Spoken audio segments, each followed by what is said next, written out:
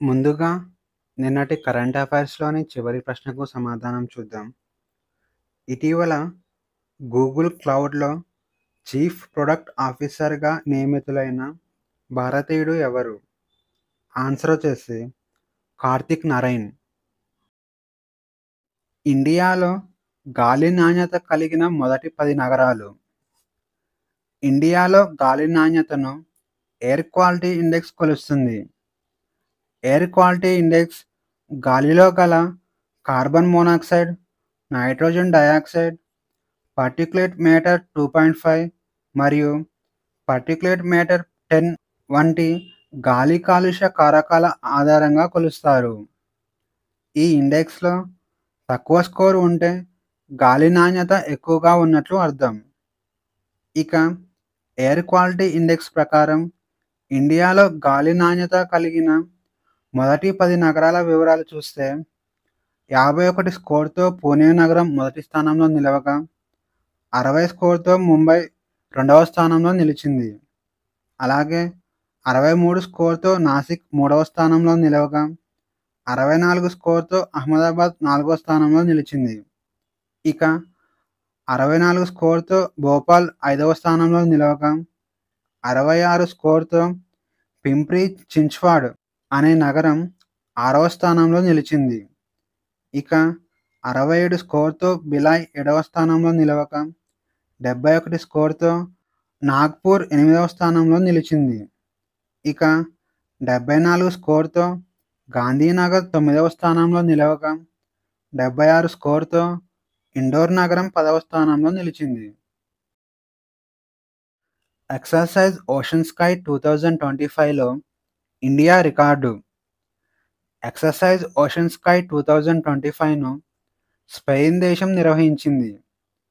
Ocean sky వైమానిక పోరాట విన్యాసంలో చేరిన మొట్టమొదటి నాటోయేతర దేశంగా ఇండియా రికార్డు సృష్టించింది. కానరీ దీవుల్లోని గాండో ఎయిర్ బేస్‌లో ఈ ఎక్సర్సైజ్‌ను నిర్వహించారు. ఎక్సర్సైజ్ ఓషన్ స్కైను అక్టోబర్ 20 నుంచి అక్టోబర్ 31 వరకు నిర్వహిస్తున్నారు. ఎక్సర్సైజ్ ఓషన్ స్కై అనేది నాటో దేశాల వైమానిక దళాలతో విన్యాసాలు చేపడుతుంది. ఇందులో అధునాతన వైమానిక పోరాట వ్యూహాలు, కంబైన్డ్ మిషన్ ప్లానింగ్, రియల్ టైమ్‌లో జరిగే యుద్ధ శిక్షణ అందిస్తారు. ఇక ఇండియా ఈ ఎక్సర్సైజ్‌లో పాల్గొనటం వలన కలిగే ప్రయోజనాలు చూసుకుంటే, ఇండియన్ ఎయిర్ ఫోర్స్ తమ సామర్థ్యాలను మెరుగుపరుచుకుంటుంది. అలాగే భారతీయ పైలట్లకు అత్యాధునిక పోరాట శిక్షణ అందుతుంది. ఇక స్పెయిన్ దేశంతో ద్వైపాక్షిక రక్షణ సంబంధాలు బలోపేతం చేయడానికి ఈ ఎక్సర్సైజ్ సహాయపడుతుంది. భైరవ్ బెటాలియన్లు ప్రారంభం.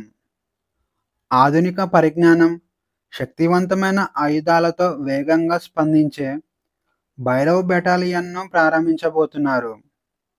ఈ బెటాలియన్లను నవంబర్ 1వ తేదీన ఆర్మీలో మోహరించనున్నట్లు army director general lieutenant Ajay Kumar తెలిపారు. రాబోయే 6 నెలల్లో మరో 25 బెటాలియన్లను సిద్ధం చేయనున్నట్లు తెలిపారు. ఒక్కో బెటాలియన్‌కు 250 మంది సోల్జర్స్ ఉంటారు. ర్యాపిడ్ స్ట్రైక్ మిషన్ల కోసం భైరవ్ బెటాలియన్లను ఏర్పాటు చేశారు. కేరళ రాష్ట్రంలో తొలి అండర్ వాటర్ టన్నెల్ నిర్మాణం. వైపిన్ మరియు కొచ్చి పోర్ట్లను కలుపుతూ తొలి అండర్ వాటర్ టన్నెల్‌ను నిర్మిస్తున్నట్లు కేరళ ప్రభుత్వం ప్రకటించింది. కోస్టల్ హైవే డెవలప్మెంట్ ప్రాజెక్ట్‌లో భాగంగా ఈ టన్నెల్‌ను నిర్మించనున్నారు. ఈ టన్నెల్‌ను Kerala rail development corporation limited నిర్మిస్తుంది. ఈ ప్రాజెక్ట్‌ను నిర్మించడానికి 2,672 కోట్లు ఖర్చు అవుతుందని అంచనా వేస్తున్నారు. ఈ టన్నెల్‌ను సముద్ర మట్టానికి దిగువన 35 మీటర్లకు దిగువన 2.75 కిలోమీటర్ల పొడవున నిర్మిస్తున్నారు. ఈ టన్నెల్ ఇండియాలో అత్యంత రద్దీగా ఉండే పోర్ట్‌లలో ఒకటైన కొచ్చిలో కనెక్టివిటీని మరింత పెంచుతుంది. ఇండియాలో తొలి కేబుల్ సస్పెన్షన్ గ్లాస్ బ్రిడ్జ్. ఇండియాలో తొలి కేబుల్ సస్పెన్షన్ గ్లాస్ బ్రిడ్జ్‌ను ఉత్తరాఖండ్‌లోని రిషికేశ్‌లో ఏర్పాటు చేస్తున్నారు. ఈ బ్రిడ్జ్ మొత్తం 132 మీటర్ల పొడవు ఉంటుంది. అలాగే ఈ బ్రిడ్జ్‌కు బజరంగ్ సేతు అని పేరును కూడా పెట్టారు. ఈ బ్రిడ్జ్ నిర్మాణానికి 70 కోట్లు ఖర్చయింది. ఇక గంగా నదిపై నిర్మించే ఈ గ్లాస్ బ్రిడ్జ్ పర్యాటక పరంగా, రవాణా పరంగా ఉపయోగపడుతుందని అధికారులు భావిస్తున్నారు. ఆసియాన్‌లో చేరిన మరో దేశం. ఆసియాన్ అనగా association of south east Asian nations అని అర్థం. దీనిని ఆగస్టు 8, 1967 సంవత్సరంలో ఏర్పాటు చేశారు. ఆసియాన్ యొక్క ప్రధాన కార్యాలయం వచ్చేసి ఇండోనేషియాలోని జకార్తా నగరంలో ఉంది. ఇక ఆసియాన్ కూటమిలో ఈస్ట్ తిమోర్ దేశం సభ్యునిగా చేరింది. మలేషియాలో జరిగిన ఆసియాన్ సమ్మిట్‌లో ఈస్ట్ తిమోర్ అధికారికంగా ఈ కూటమిలో సభ్యత్వం పొందిన 11వ దేశంగా నిలిచింది. దాదాపు 14 సంవత్సరాల నిరీక్షణ తర్వాత ఈ ద్వీప దేశానికి ఆసియాన్‌లో సభ్యత్వం వచ్చింది. ఇక ఆసియాన్‌లో గల సభ్య దేశాలు చూసుకుంటే Burma, Cambodia, Brunei, Indonesia, Laos, Malaysia, Philippines, Singapore, Vietnam, Thailand దేశాలు ఉన్నాయి. ప్రపంచంలోనే వేగవంతమైన బుల్లెట్ రైలు. రైల్వే సేవలలో చైనా రికార్డు నెలకొల్పింది. ప్రపంచంలోనే అత్యంత వేగవంతమైన బుల్లెట్ రైలును చైనా లాంచ్ చేసింది. ఈ రైలుకు CR-450గా పేరు పెట్టారు. ఈ రైలు టెస్టింగ్ దశలో గంటకు 450 కిలోమీటర్ల వేగాన్ని నమోదు చేసింది. షాంఘై చెంగ్డు కారిడార్ల కోసం డిజైన్ చేసిన ఈ రైలు 2026 సంవత్సరంలో ప్రారంభం కానుంది. రైలు స్టార్ట్ అయిన తర్వాత కేవలం 4 నిమిషాల 40 సెకన్లలోనే 350 కిలోమీటర్ల వేగాన్ని అందుకోవడం విశేషం. నైట్‌హుడ్ అవార్డు అందుకున్న దిగ్గజ cricketer. England fast bowler James ఆండర్సన్‌ను బ్రిటిష్ చక్రవర్తి నైట్‌హుడ్ అవార్డుతో సత్కరించింది. అక్టోబర్ 28, 2025న విండ్సర్ కాజిల్లో జరిగిన కార్యక్రమంలో ఈ అవార్డును ప్రదానం చేశారు. క్రికెట్‌కు జేమ్స్ ఆండర్సన్ చేసిన సేవలకు గాను ఈ గౌరవం దక్కింది. ఇక జేమ్స్ ఆండర్సన్ ఏకంగా 21 సంవత్సరాలు ఇంటర్నేషనల్ క్రికెట్ ఆడాడు. ప్రపంచంలోనే ఎక్కువ టెస్ట్ మ్యాచ్‌లు ఆడిన ఘనత కూడా జేమ్స్ ఆండర్సన్‌కే చెందుతుంది. జేమ్స్ ఆండర్సన్ టెస్ట్ క్రికెట్‌లో 188 మ్యాచ్‌లు ఆడి ఏకంగా 704 వికెట్లు తీసుకున్నాడు. దీంతో టెస్ట్ క్రికెట్ చరిత్రలో మూడవ అత్యధిక వికెట్లు తీసిన బౌలర్‌గా జేమ్స్ ఆండర్సన్ నిలిచాడు. ఇక టెస్ట్ క్రికెట్‌లో అత్యధిక వికెట్లు తీసిన వారిలలో 800 వికెట్లతో శ్రీలంక దేశానికి చెందిన ముత్తయ్య మురళీధరన్ మొదటి స్థానంలో నిలవగా, 708 వికెట్లతో ఆస్ట్రేలియాకు చెందిన షేన్ వార్న్ రెండవ స్థానంలో నిలిచాడు. ఇక జేమ్స్ ఆండర్సన్ వన్డే ఇంటర్నేషనల్ క్రికెట్‌లో 269 వికెట్లు కూడా తీసుకున్నాడు. ఇక నైట్‌హుడ్ అనే గౌరవం గురించి చూస్తే, నైట్‌హుడ్ అనేది బ్రిటిష్ చక్రవర్తి ఇచ్చే అత్యున్నత పౌర గౌరవాలలో ఒకటి.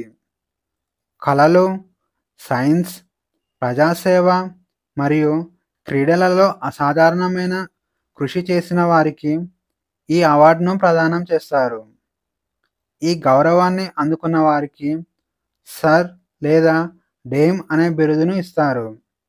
అలాగే order of the British empire లేదా నైట్స్ సభ్యులుగా గుర్తింపు పొందుతారు. ఇక ఈరోజు క్వశ్చన్స్ వచ్చేసి, బోండ్ల వన్యప్రాణుల అభయారణ్యం ఏ రాష్ట్రంలో ఉంది? A. Goa, B. Maharashtra, C Karnataka, D Haryana. Answer వచ్చేసి ఆప్షన్ ఏ గోవా. రాష్ట్రీయ విజ్ఞాన్ పురస్కార్ 2025లో విజ్ఞాన రత్న అవార్డు ఎవరు గెలుచుకున్నారు? A Venkatamohan, B Thangaraju, C Jayant Vishnu, D Yusuf Mohammad. Answer వచ్చేసి ఆప్షన్ సి జయంత్ విష్ణు. ప్రపంచ పోలియో దినోత్సవంను ప్రతి సంవత్సరం ఏ రోజున జరుపుకుంటారు? A October 23, B October 24, C October 25, D October 26. Answer వచ్చేసి ఆప్షన్ బి అక్టోబర్ 24.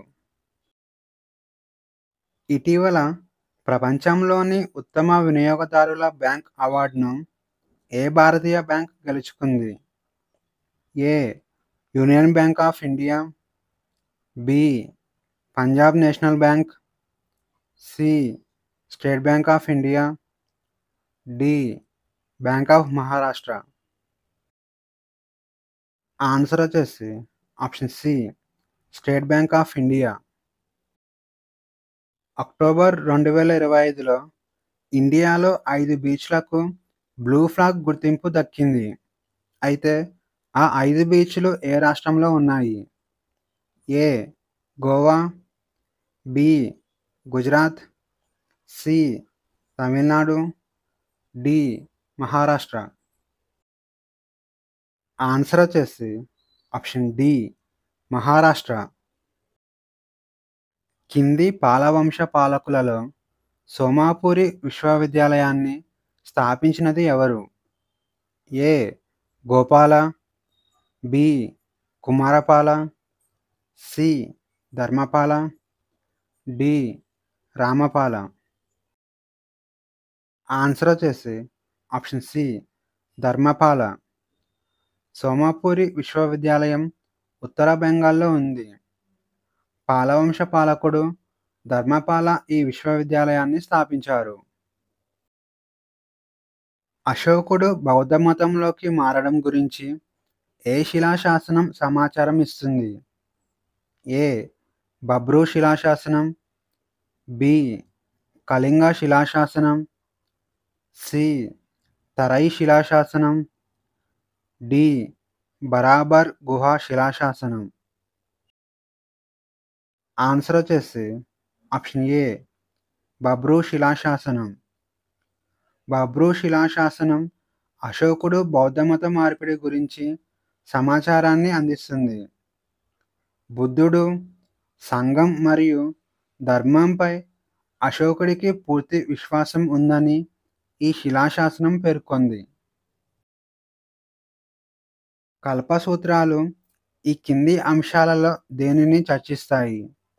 ఏ త్యాగాలు, బి కుటుంబ వేడుకలు, సి వర్ణాలు ఆశ్రమాలు, డి పైవన్నీ. ఆన్సర్ వచ్చేసి ఆప్షన్ డి పైవన్నీ. కల్పసూత్రాల కింద శ్రావణ సూత్రాలు త్యాగాలను, గృహ్య సూత్రాలు కుటుంబ వేడుకలను, ధర్మసూత్రాలు వర్ణాలు ఆశ్రమాలను వివరిస్తాయి. సుదర్శన్ సరస్సును రెండవసారి ఎవరి పాలనలో మరమ్మతు చేశారు? ఏ స్కందగుప్తుడు, B Kumaragupta, C Rudradaman, D Parnadatta. Answer వచ్చేసి ఆప్షన్ ఏ స్కందగుప్తుడు. జునాగఢ్ శాసనం సుదర్శన్ సరస్సు గురించి సమాచారాన్ని అందిస్తుంది. ఇది ఒక కృత్రిమ జలాశయం అని, వరదలను అరికట్టడానికి మౌర్య చక్రవర్తులు దీనిని నిర్మించారు. క్రీస్తు శకం 150 సంవత్సరంలో శాక పాలకుడు రుద్రదామన్ మొదటిసారిగా మరమ్మతులు చేశాడు. ఆ తరువాత స్కందగుప్తుని కాలంలో అతని గవర్నర్ పర్ణాదత్తుడు రెండవసారి మరమ్మతులు చేశాడు.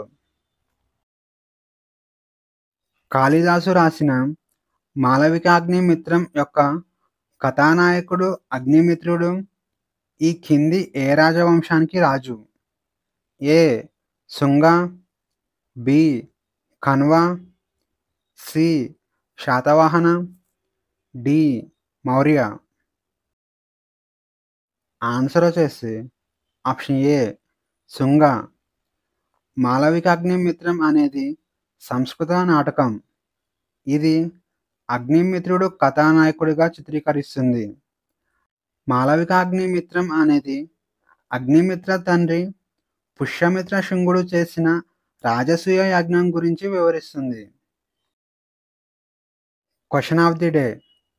International union for conservation of నేచర్లో ఇటీవల సభ్యత్వం పొందిన దేశం ఏది?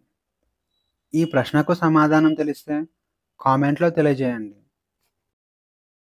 ఈ వీడియోలోని కంటెంట్ మీకు నచ్చినట్లయితే లైక్ చేయండి, షేర్ చేయండి, అలాగే సబ్స్క్రైబ్ చేసుకోవడం మర్చిపోకండి.